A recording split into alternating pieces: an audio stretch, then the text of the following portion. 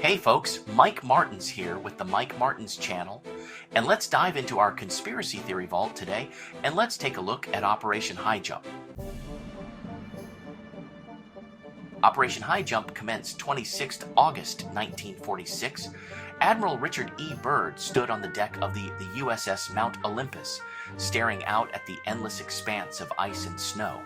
He had a task force of 68, included 4,700 men, 70 ships, and 33 aircraft at his disposal. The vast white desert of Antarctica stretched out before him, a place of unimaginable cold and uncharted mysteries. Operation Highjump was in full swing, and Byrd was determined to uncover the secrets of this frozen continent. His thoughts were interrupted by a voice crackling over the ship's radio. "Admiral Byrd, this is Commander Daniels. We've spotted something unusual on the ice, requesting your presence at once." Byrd quickly descended to the hangar bay and boarded a Douglas R-4D aircraft. As the plane flew low over the ice, he saw a strange, dark shape in the distance. The plane landed, and Byrd, along with a small team, approached the anomaly.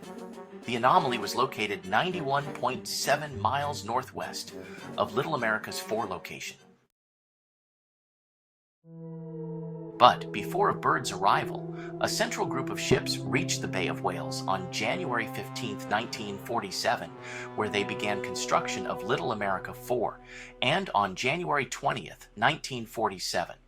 Byrd's team discovered a massive circular entrance carved into the ice, revealing an underground cavern located next to a non-man-made oval-type energy-generating sphere. Inside, the walls of the cavern were lined with a metallic substance that seemed to pulse with energy. The temperature inside was surprisingly mild, a stark contrast to the frigid exterior.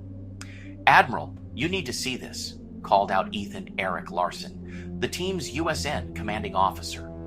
He stood at the entrance to a large chamber filled with advanced machinery and glowing orbs. The technology was unlike anything they had ever seen. As they explored deeper, they encountered beings unlike any humans. They were tall, slender, and their skin shimmered with a faint blue hue. They communicated telepathically, their thoughts resonating in Byrd's mind. February 2nd, 1947.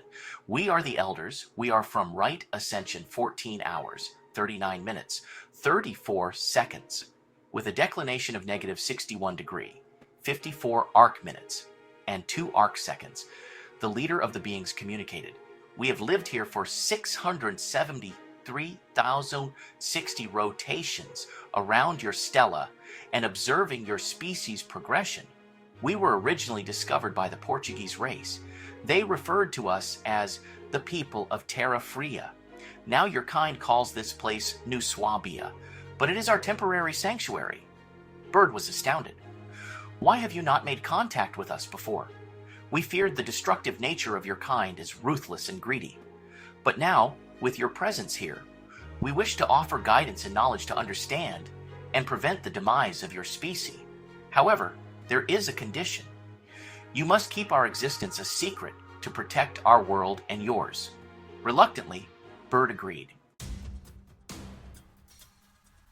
The elders shared their knowledge of how advanced technologies can get, and the elders are trying to explain that they don't want to bring back destruction to their own planets in space, fearing man's greed and expansion, and warned of the dangers of nuclear weapons and hypotridoline, and caspase-sately, what we now call helium-3 today. As this information was shared with previous Atlantean civilizations that has led to their demise, they revealed that the Nazis have had already known of their existence before setting out for their new Swabia expedition, and had attempted to harness their technology via memory crystals that can hold a vast amount of knowledge, but the elders had prevented them from succeeding because they saw and understood what their intentions were. After giving the Nazis instructions on how to build the anti-gravity bell, the elders knew this was a grave mistake. The elders then shorted out the remaining memory crystals, thus removing all their data so no more information can be leaked out. In late February 1947, back aboard the USS Mount Olympus, Byrd convened with his senior officers. "What we have discovered must remain classified," he ordered. "The knowledge we have gained could change the world, but it must be handled with the utmost care." Byrd's official reports to the U.S. Navy omitted any mention of the Elders and their underground base. Instead, he focused on the scientific findings and the challenges of Antarctic exploration. Byrd discussed the lessons learned from the operation in an interview with Lee Van Atta of International News Service held aboard the expedition's command ship, the USS Mount Olympus. The interview appeared in the Wednesday, March 5, 1947 edition of the Chilean newspaper El Mercurio, but he completely left out his first contact with the Elders.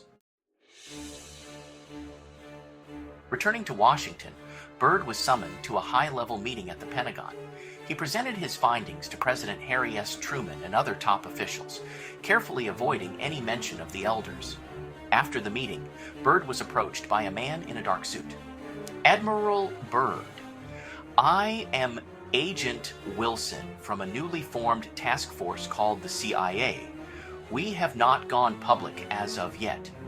We are aware of what you truly found in Antarctica.